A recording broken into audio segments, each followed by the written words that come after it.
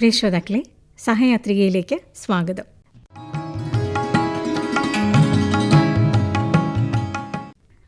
സഹയാത്രികയിൽ ഇന്ന് രജനി ഗിരിജാവല്ലഭൻ എഴുതി അവതരിപ്പിക്കുന്ന കഥ, ലളിതഗാനം, പാചകക്കുറിപ്പ് ഇവ കേൾക്കാം.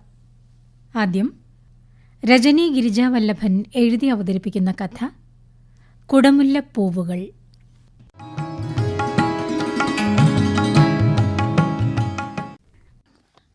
മുകുന്ദേട്ടൻ്റെ മകൻ്റെ വിവാഹം.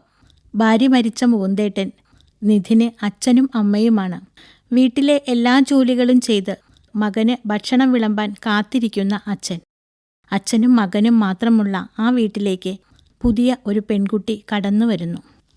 ഒരു ജോലിക്കും പോകാത്ത ഭർത്താവ് മുകുന്ദനെയും മകനെയും വിട്ട് ശ്രീദേവി ഈ ലോകത്തു നിന്ന് യാത്രയായിട്ട് കൊല്ലം 5 ശ്വാസമുട്ടുള്ള അവർ ജോലി ചെയ്ത് അയാളെയും മകനെയും പോറ്റി ഒരു കൊച്ചു വീടുണ്ടാക്കി.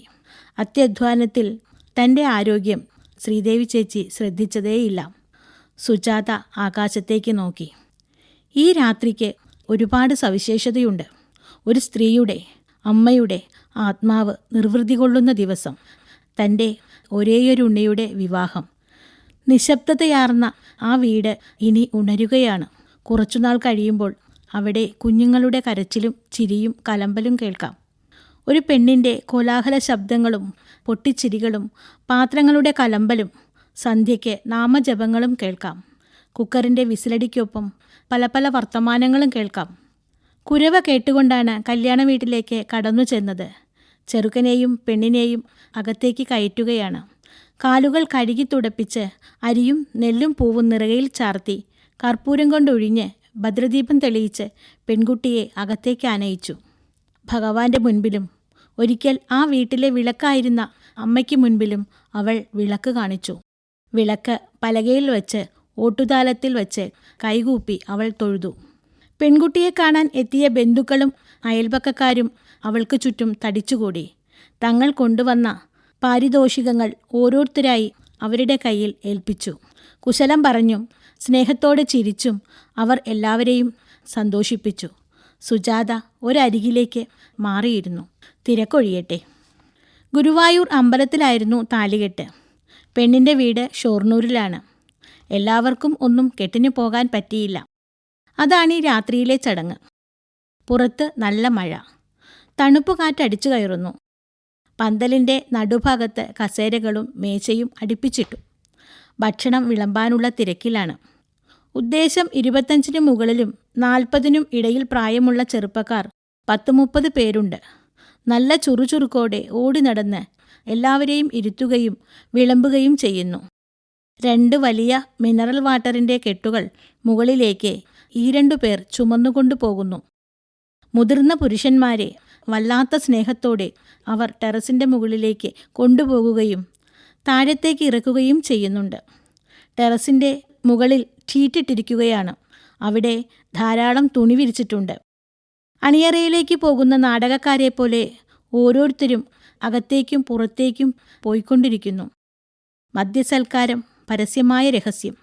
ഒന്നും അറിയാത്ത പോലെ മുകളിലേക്ക് കയറിയവർ താഴേക്ക് ഇറങ്ങി വരുന്ന കാഴ്ച രസകരം. ഭക്ഷണം കഴിച്ച സുജാത മഴ അല്പം കുറയാനായി കാത്തിരുന്നു. രാധേച്ചിയെ കണ്ട് സംസാരിക്കുകയും വേണം. എത്ര നാളായി രാധേച്ചിയെ കണ്ടിട്ട്? മുകുന്ദേട്ടൻ്റെ ചേട്ടൻ വിജയൻ ചേട്ടൻ്റെ ഭാര്യയാണ് രാധേച്ചി. അകത്തെ ഡൈനിങ് ടേബിളിൻ്റെ അടുത്തുള്ള കസേരകളിലൊന്നിൽ ഇരുന്നു. അകത്ത് ബഹളം വച്ച് കളിക്കുന്ന കുറച്ച് കുട്ടികൾ മാത്രമേയുള്ളൂ. അവർ കളിച്ച് പുതിയതായി പെയിൻറ്റിങ്ങും ഇൻറ്റീരിയർ വർക്കും ചെയ്ത സ്വീകരണമുറിയിലെ ഗണപതി പ്രതിമയുടെ കൊമ്പൊടിച്ചു. നീയാണ് അവനാണ് എന്ന് പറഞ്ഞ് പരസ്പരം വഴക്കും തുടങ്ങി. ഇപ്പോൾ അതിൽ തൊട്ടവർ ആരും ഇല്ല. അവർ പല വഴിക്കായി തിരിഞ്ഞു. കുറച്ചു കഴിഞ്ഞപ്പോൾ ഒരു പ്ലേറ്റിൽ 5-6 ഇഡ്ഡലിയും മറ്റൊരു പാത്രത്തിൽ കുറച്ച് പഞ്ചസാരയുമായി രാധേച്ചി കടന്നു വന്നു. മേശപ്പുറത്ത് ഭക്ഷണം വെച്ച് ഒരു ഗ്ലാസ് വെള്ളവുമായി തിരിച്ചെത്തി. നീ എന്നെ തിരക്കിയതായി അറിഞ്ഞു. അപ്പോഴാണ് നീ ഇവിടെ ഇരിക്കുന്നത് കണ്ടത്. രാധ സുജാതയ്ക്ക് എതിർവശത്തിരുന്നു. അവർ അവളോട് ചോദിച്ചു, നീ കഴിച്ചോ? ഞാൻ ബിരിയാണി കഴിച്ചു, സുജാത പറഞ്ഞു. എനിക്ക് മാത്രമായി ഇനി എന്തുണ്ടാക്കാൻ? എനിക്ക് നെയ്യിൻ്റെ രുചി തീരെ ഇഷ്ടമല്ല.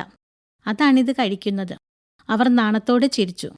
ചിരിക്കുമ്പോൾ നുണക്കുഴികൾ വിരിഞ്ഞു.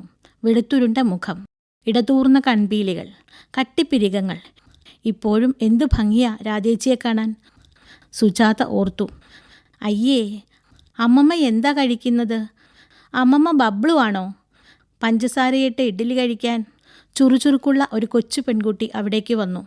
അവൾക്ക് സുജാതയെ അറിയില്ല എങ്കിലും സുജാതയുടെ ഇരിപ്പും അമ്മമ്മയോടുള്ള സംസാരവും കേട്ടപ്പോൾ ചിരപരിചിതയായി തോന്നി. മോളുടെ മൂത്തതാ, ഇളയത് ആണ്. അത് ആ ഓടി നടക്കണത്. രാധേച്ചി പരിചയപ്പെടുത്തി. എൻ്റെ അനിയനാ ബബ്ലു. മോളുടെ പേരെന്താ? ശ്രീലക്ഷ്മി. അവൾ മറുപടി പറഞ്ഞു. മോൾ ഏത് ക്ലാസ്സിലാ? സുജാത ചോദിച്ചു. ഞാൻ സെക്കൻഡിലാ. ബബ്ലു LKGയിലാ. എവിടെയാ? സുജാത ചോദിച്ചു. ഡൽഹിയിൽ. അത് പറഞ്ഞ് അവൾ കുറച്ചു നേരം മിണ്ടാതിരുന്നു. ചുണ്ടുകൾ ചേർത്ത് കടിച്ചു പിടിച്ച് തടിച്ച കുഞ്ഞി കൈകൾ കൊണ്ട് നെറ്റിയിലേക്ക് ഊർന്നു വീണ മുടി ഒതുക്കിക്കൊണ്ടിരുന്നു. പിന്നെ മറ്റു കുട്ടികളുടെ അടുത്തേക്ക് ഓടിപ്പോയി അവരോടൊപ്പം ചേർന്നു. സുജാത രാധയുടെ മുഖത്തേക്ക് ഉറ്റുനോക്കി. ഒരിക്കൽ പ്രാന്തിരാധയായിരുന്നു. സന്ധ്യയാകുമ്പോൾ വിജയേട്ടൻ ചാരായം മോന്തി വരും. അയാളുടെ ചാരായ ലഹരി തീർത്തിരുന്നത് അവരുടെ ശരീരത്തിൽ അടിച്ചും കുത്തിയുമായിരുന്നു. പാവം, നിവൃത്തിയില്ലാതെ വരുമ്പോൾ റോഡിലൂടെ ഓടും. ഏതെങ്കിലും ബന്ധുക്കളുടെ വീട്ടിൽ അഭയം തേടും. അവിടെ നിന്ന് ഇരുന്ന് എന്തെങ്കിലും കഴിക്കും. വിജയേട്ടൻ്റെ പെങ്ങന്മാർക്കും സഹോദരങ്ങൾക്കും ദേഷ്യം വരും. കെട്ടിയോൻ ഒന്ന് തല്ലിയാൽ ഓടും അവൾ. ഞങ്ങളുടെ ചേട്ടനായതുകൊണ്ട് ആ പ്രാന്തിയെ കെട്ടി. വടക്കേലെ വലിയമ്മയാണ് പറഞ്ഞത്. അവൾക്കൊരു പ്രാന്തുമില്ല. മഹാലക്ഷ്മിയെപ്പോലൊരു പെണ്ണ്. നല്ലോണം സ്വത്തുണ്ടായിരുന്നു. ഒരു അമ്മയും മോളും മാത്രം കഴിഞ്ഞിരുന്നതാ. ഇവൻ്റെ പഞ്ചാരവാക്കിൽ വീണു പോയതാ. എത്രയാന്ന് വെച്ചാ സഹിക്കുക? ആ താമസിക്കുന്ന വീടും പറമ്പും ഒഴിച്ച് ബാക്കിയെല്ലാം അവൻ വിട്ടു തുലച്ചു. അവളുടെ അമ്മയും പോയി. സഹിക്കുന്നതിന് ഒരതിരില്ലേ? കാലും വലിച്ച് വലിച്ച് നടക്കണ കണ്ടാൽ സഹിക്കൂല. കാലം എത്രയോ കഴിഞ്ഞു. തറവാട്ടിൽ നിന്ന് മാറ്റി രാധേച്ചിയും വിജയേട്ടനും മറ്റൊരു സ്ഥലത്തേക്ക് പോയി. ഒരു ദിവസം വിജയേട്ടൻ വീട്ടിൽ വന്നു. ക്യാൻസറാ, സഹായിക്കണം. അപ്പോഴും എല്ലാവർക്കും രാധേച്ചിയുടെ വിശേഷങ്ങളായിരുന്നു അറിയേണ്ടിയിരുന്നത്. പിന്നെ ഇടയ്ക്കിടെ വിജയേട്ടൻ വന്നും പോയും ഇരുന്നു. ചികിത്സയിൽ സംസാരശേഷിയും ചലനശേഷിയും നഷ്ടപ്പെട്ടിരുന്നു അയാൾക്ക്. ഒരു വലിയ വീട്ടിലെ പയ്യനാ മകൾക്ക് ഭർത്താവായി കിട്ടാൻ പോകുന്നത്. അവർക്കും ഒന്നും വേണ്ടെന്നേ, പെണ്ണിനെ മാത്രം മതിയെന്ന്. രാധേച്ചി മകനെയും കൂട്ടി കല്യാണം വിളിക്കാൻ വന്നു. നിറഞ്ഞ പുഞ്ചിരിയുമായാണ് അന്ന് രാധേച്ചി വന്നത്. എല്ലാവരും കല്യാണത്തിന് വരണം. ക്ഷണിച്ചുപോയി. കല്യാണം കേമമായിരുന്നു. എല്ലാ ചിലവുകളും ചെക്കൻ്റെ വീട്ടുകാർ ചെയ്തു. ഭർത്താവിനെ ശുശ്രൂഷിക്കേണ്ടത് കൊണ്ട് ഞാനെൻ്റെ മോളുവിൻ്റെ കെട്ടുപോലും കണ്ടില്ല. രാധേച്ചി പരിഭവം പറഞ്ഞു. എൻ്റെ കൃഷ്ണനുണ്ണിക്ക് ജോലി ആയിട്ടോ? രാധേച്ചി വിളിച്ചു കോവിക്കൊണ്ടൊരു ദിവസം തറവാട്ടിലെ പൂജയ്ക്ക് വന്നു. പിന്നീട് കൃഷ്ണനുണ്ണിയുടെ കല്യാണം. രാധ രക്ഷപ്പെട്ടു, എല്ലാവരും പറഞ്ഞു. പക്ഷേ രാധേച്ചിക്ക് പഴയ ചിരിയില്ല.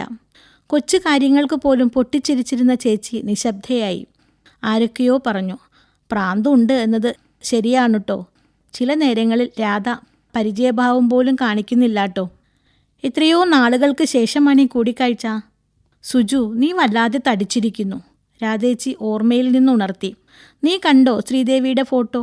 അവൾ ചിരിച്ചിരിക്കുന്ന ഫോട്ടോ കണ്ടിട്ട് അരികിൽ വന്ന് നിൽക്കുന്ന പോലെ കല്യാണം ആത്മാവ് കാണുന്നുണ്ടാകും അല്ലേ? അവൾക്ക് പ്രാന്തായില്ല. അവൾ വേഗം പോയി എല്ലാവരിലും നല്ല ഓർമ്മകൾ നിലനിർത്തി. ഈ പ്രാന്തത്തി ഇപ്പോഴും കെട്ടിയോനെയും നോക്കി ഇരിപ്പാ, എവിടേക്കും പോവാണ്ട്. ഇത്തിരി വെള്ളം വേണേൽ അങ്ങോർക്ക് മിണ്ടാൻ പറ്റില്ലല്ലോ. ഞാനല്ലേയുള്ളൂ. നിറഞ്ഞ കണ്ണുനീർ ഇഡ്ഡലിയുടെ പാത്രത്തിലേക്ക് വീണു. സുജാത അവരുടെ കൈ കവർന്നു. രാധേടത്തി, മക്കളൊക്കെ നല്ല നിലയിലായില്ലേ? സന്തോഷമായില്ലേ? പിന്നെന്താ? കുറച്ചു നേരത്തേക്ക് രാധേച്ചി ഒന്നും മിണ്ടിയില്ല. പിന്നെ പറഞ്ഞു. നാളെ കൃഷ്ണനുണ്ണിയും ഭാര്യയും മക്കളും വരും. ഞങ്ങളെ വീട്ടിൽ കൊണ്ടാക്കിയിട്ടേ പോകൂ അവൻ. അടിയും ചീത്തയും കേട്ടുകൊണ്ടാണെങ്കിലും ഈ കരയിലാകെ ഞാൻ ഓടി നടന്നിരുന്നു. പ്രാന്തത്തി ആയതുകൊണ്ട് എന്തും എല്ലാവരോടും പറയാമായിരുന്നു. ഇന്നിപ്പോൾ എപ്പോഴും ഞാൻ ഒറ്റയ്ക്കാ, എവിടേക്കും പോകാറില്ല. അച്ഛനെ നോക്കേണ്ടത് കൊണ്ട് അമ്മ വരണ്ട എന്ന് മക്കൾ പറയും. ഇതിപ്പോൾ ഈ കല്യാണത്തിനെങ്കിലും വരാൻ സാധിച്ചത് ഭാഗ്യമായി. ഇനി നിന്നെ എന്നാ കാണുക സുജു? രാധേച്ചിയുടെ കണ്ണുകൾ നിറഞ്ഞു. പുറത്ത് മഴ കുറഞ്ഞിരുന്നു. സുജാത എല്ലാവരോടും യാത്ര പറഞ്ഞിറങ്ങി. മനസ്സു നിറയെ രാധേടത്തിയായിരുന്നു. സുന്ദരിയായ രാധേടത്തി. മിന്നാമിനുങ്ങിൻ്റെ നുറുങ്ങ് വെളിച്ചം പോലെ വല്ലപ്പോഴും കിട്ടുന്ന സന്തോഷത്തിലും പൊട്ടിച്ചിരിച്ചവൾ. അപൂർവം മാത്രം ബോധം തെളിഞ്ഞുള്ള വിജയേട്ടൻ്റെ പിന്നിൽ നിന്ന് നിറഞ്ഞു ചിരിക്കുന്നവൾ. ആ ചിരി കാണുമ്പോഴേ അറിയാം, ഞെരിഞ്ഞമർന്ന തീക്കുണ്ടത്തിലേക്ക് കുറച്ച് വെള്ളം തളിക്കുമ്പോഴുള്ള പുകയാണതെന്ന്. കാലം ഓരോരുത്തർക്കും എന്തെല്ലാം കരുതി വച്ചിട്ടുണ്ടാകും. സന്തോഷങ്ങളും സങ്കടങ്ങളും ത്യാഗങ്ങളും കൂടിച്ചേരലുകളും വേർപിരിയലുകളും. സ്വന്തം സന്തോഷങ്ങൾ കണ്ടെത്താൻ കഴിയാതെ ജീവിതമെന്ന പട്ടത്തിൻ്റെ നൂല് ആരെയോ ഏൽപ്പിച്ചപ്പോൾ അവർ പറത്തുന്ന പട്ടത്തിൻ്റെ ഗതി നോക്കാൻ മാത്രം വിധിക്കപ്പെട്ടോർ ചിന്തകളുടെ മാറാപ്പുകെട്ട് വലിച്ച് കെട്ടിച്ചേർത്തടച്ചു. വീട്ടിലേക്കുള്ള വഴിയെത്തിയെന്ന് സുജാത ഓർത്തു. കുടമുല്ലപ്പൂവിൻ്റെ ഗന്ധം പേറി വന്ന കാറ്റ് സുജാതയെ തഴുകി കടന്നുപോയി. ചന്ദ്രികയില്ലാത്ത നനഞ്ഞ രാത്രിയിൽ രാധേച്ചിയുടെ വിളർത്ത മുഖം മനസ്സിൽ നോവു പടർത്തി. മുറ്റത്തേക്കിറങ്ങി കുറച്ച് കുടമുല്ലപ്പൂവുകൾ ഇറുത്തെടുത്തു. മഴത്തുള്ളികൾ പൂക്കളിൽ നിന്ന് അടർന്നു വീണു. നക്ഷത്രങ്ങൾ എവിടെയൊക്കെയോ ഒളിച്ചെങ്കിലും ആകാശം തെളിവാർന്നു വരുന്നുണ്ടായിരുന്നു.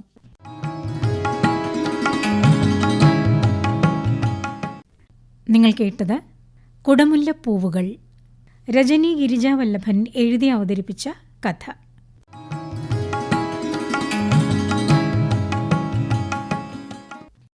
ഇനി ഈ ഗാനം പാടിയത് രാധിക തിലക്, വരികൾ കാവാലം നാരായണ പണിക്കർ, ഈണം KP ഉദയഭാനു.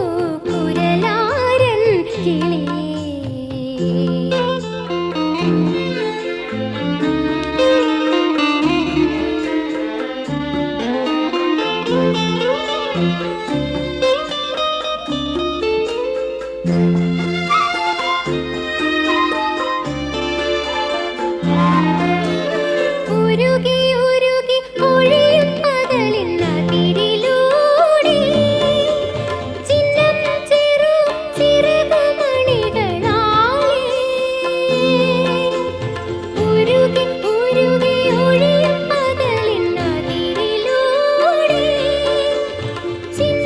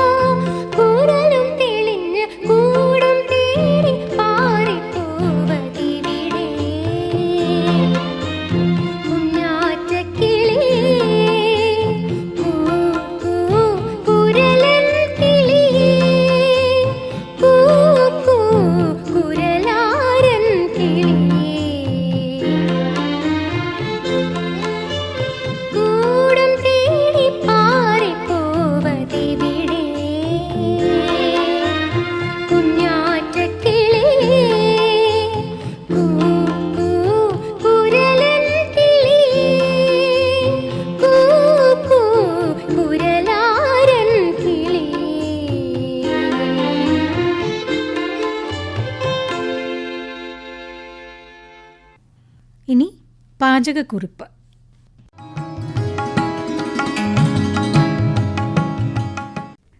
ഇന്ന് നമുക്ക് എളുപ്പത്തിൽ ഒരു പുതിനയില ചേർത്ത ഒരു ഡ്രിങ്ക് ഉണ്ടാക്കി നോക്കാം. ഇതിന് വേണ്ടത് ഒരു പിടി പുതിനയില ചെറുതായി നുറുക്കിയത്, ഒരിതൾ തുളസിയില, 1 സ്പൂൺ പഞ്ചസാര, പാകത്തിന് ഉപ്പ്, തണുത്ത വെള്ളം അല്ലെങ്കിൽ സോഡ. മിക്സിയിൽ പുതിനയില, തുളസിയില, പഞ്ചസാര, ഉപ്പ് ഇത് ചേർത്ത് തണുത്ത വെള്ളവും ചേർത്ത് അടിച്ചെടുക്കാം. ഇതിങ്ങനെ തന്നെ വേണമെങ്കിൽ കഴിക്കാം, അല്ലെങ്കിൽ അരിച്ചെടുത്തും കുടിക്കാം.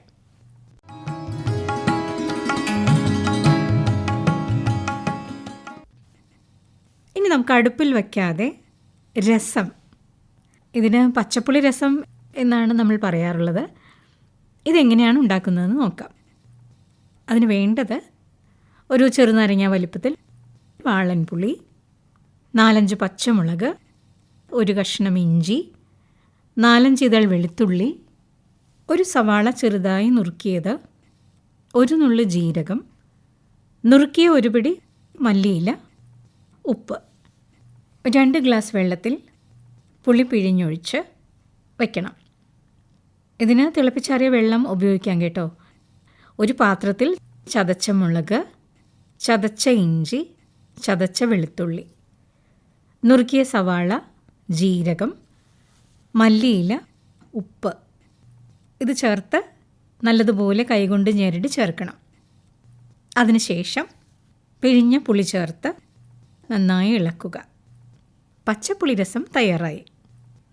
എല്ലാവരും ഇതൊന്ന് ഉണ്ടാക്കി നോക്കണം കേട്ടോ. ഉപ്പ് നോക്കാൻ മറക്കല്ലേ, അഭിപ്രായം അറിയിക്കാനും.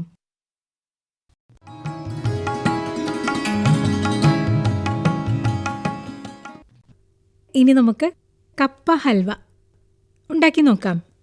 ഇതിന് വേണ്ട സാധനങ്ങൾ: പച്ചക്കപ്പ 500 ഗ്രാം, പഞ്ചസാര 750 ഗ്രാം, വലിയ തേങ്ങ 1, നെയ്യ് 100 ഗ്രാം, വെള്ളം 6 കപ്പ്, റോസ് എസൻസ് 4 തുള്ളി, കുരുവില്ലാത്ത മുന്തിരിങ്ങ 1.5 സ്പൂൺ. ഇനി പാചകം ചെയ്യുന്ന വിധം പറയാം.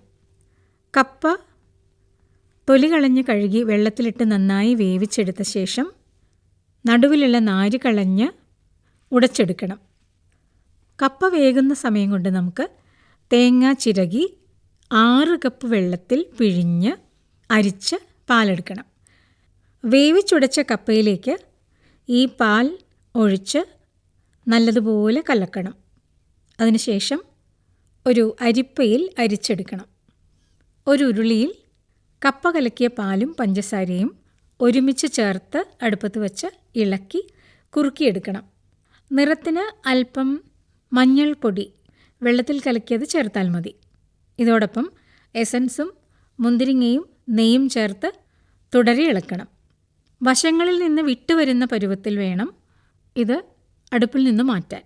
അതിനുശേഷം നെയ്യ് പുരട്ടിയ ഒരു പാത്രത്തിൽ ഇതൊഴിച്ച് തണുത്ത ശേഷം കഷണങ്ങളാക്കി മുറിച്ചെടുക്കാം.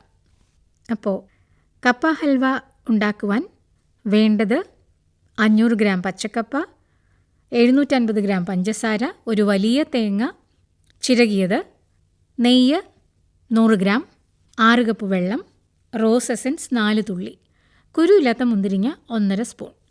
ഇത് പാചകം ചെയ്യുന്ന വിധം പറയാം.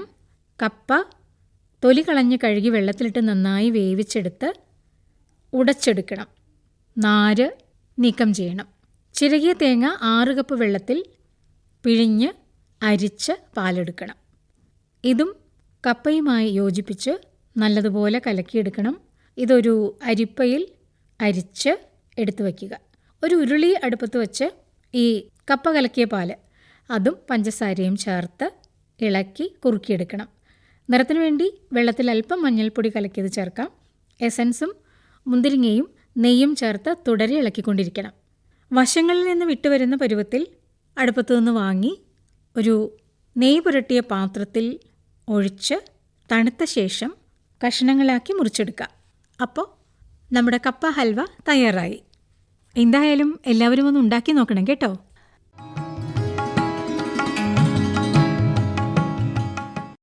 എന്നൊരു ഗാനം നൂറനാട് രവി എഴുതി കുമരകം രാജപ്പൻ ചിട്ടപ്പെടുത്തിയത്. ഗായകൻ യേശുദാസ്.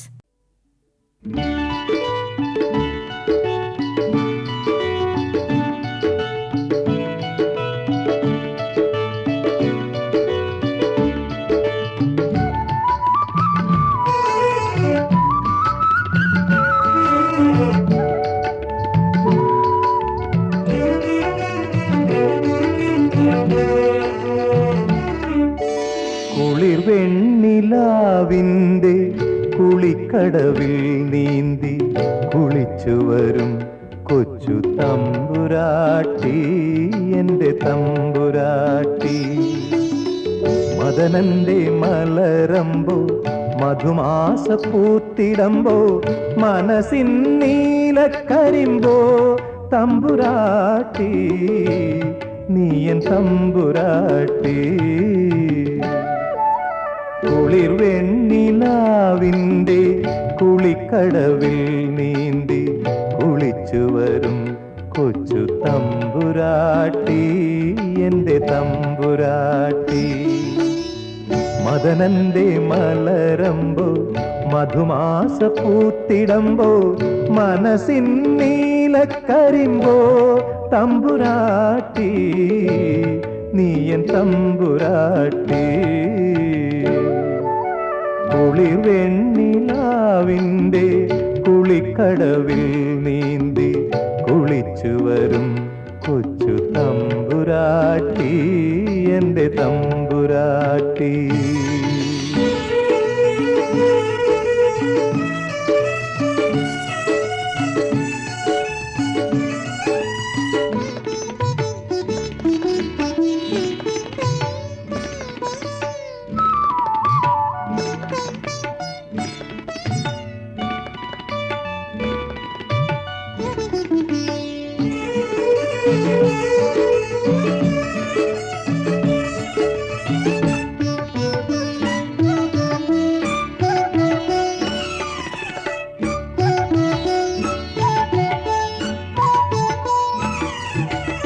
തുളസി വെറ്റില തിന്നോ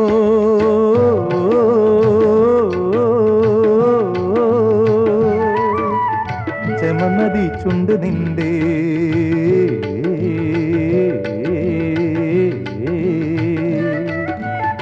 തുളസി വെറ്റില തിന്നോ ചെമന്നതി ചുണ്ട് നിന്റെ. കരളിൻ്റെ അനുരാഗ ചെമ പാർന്നതോ ചൊല്ലു ചെമ പാർന്നതോ. ഒരു കൂട്ടം പറയുവാൻ കൊതി തുള്ളും മനസ്സിൻ്റെ മണിമുറ്റത്തിരിക്കുമോ തമ്പുരാട്ടി. ഒരു കൂട്ടം പറയുവാൻ കൊതി തുള്ളും മനസ്സിൻ്റെ മണിമുറ്റത്തിരിക്കുമോ തമ്പുരാട്ടി, നിന്റെ മൊഞ്ചു കാട്ടി. കുളിർ വെണ്ണിലാവിൻ്റെ കുളിക്കടവിൽ നീന്തി കുളിച്ചു വരും കൊച്ചു തമ്പുരാട്ടി, എൻ്റെ തമ്പുരാട്ടി. മദനന്റെ മലരമ്പോ മധുമാസ പൂത്തിടമ്പോ മനസ്സിൻ നീലക്കരിമ്പോ തമ്പുരാട്ടി, നീയൻ തമ്പുരാട്ടി. കുളിർ വെണ്ണിലാവിൻ്റെ കുളിക്കടവിൽ നീന്തി കുളിച്ചു വരും കൊച്ചു തമ്പുരാട്ടി, എൻ്റെ തമ്പുരാട്ടി.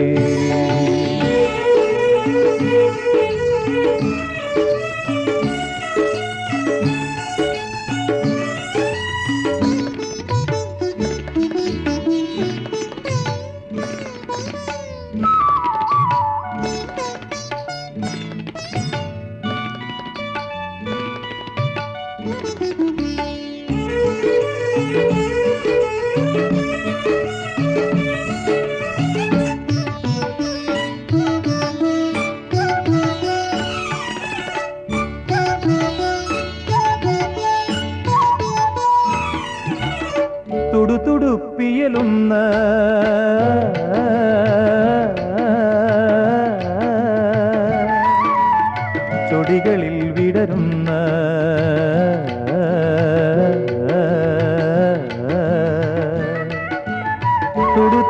പിയലുന്ന ചൊടികളിൽ വിടരുന്ന പനിനീരിൻ പൂക്കളിറുത്തെടുത്തോട്ടെ ചൊല്ലു തമ്പുരാട്ടി. കുനുചില്ലിക്കൊടി വെട്ടിച്ചൊരു വാക്കുമൊരിയാടാതിവിടുന്നു പോയിടൊല്ലേ തമ്പുരാട്ടി. കുനുചില്ലിക്കൊടി വെട്ടിച്ചൊരു വാക്കുമൊരിയാടാതിവിടുന്നു പോയിടൊല്ലേ തമ്പുരാട്ടി. എന്റെ തമ്പുരാട്ടി. കുളിർ വെണ്ണിലാവിൻ്റെ കുളിക്കടവിൽ നീന്തി കുളിച്ചു വരും കൊച്ചു തമ്പുരാട്ടി. എന്റെ തമ്പുരാട്ടി. മദനന്റെ മലരമ്പോ മധുമാസ പൂത്തിടമ്പോ മനസ്സിൻ നീലക്കരിമ്പോ തമ്പുരാട്ടി നീയൻ തമ്പുരാട്ടി.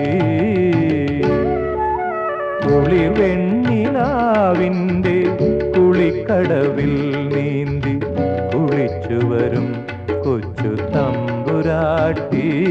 എന്റെ തമ്പുരാട്ടി. പ്രിയ ശ്രോതാക്കളെ, ഈ ഗാനത്തോടെ ഇന്നത്തെ സഹയാത്രിക സമാപിക്കുന്നു.